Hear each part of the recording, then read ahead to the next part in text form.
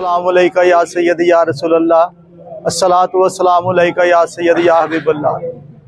بڑا اللہ تعالیٰ کا کرم ہے کہ اللہ تعالیٰ نے آج ہمیں وہ دن دکھایا ہے کہ ہم لوگوں کے لیے افطاری کا انتظام کیا ہے، جو کہ اللہ تعالیٰ سے گزارش ہے کہ سب لوگوں کو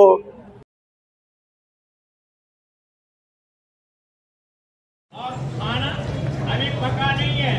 صرف کیا رکھا ہے، برتن رکھ دیا گیا ہے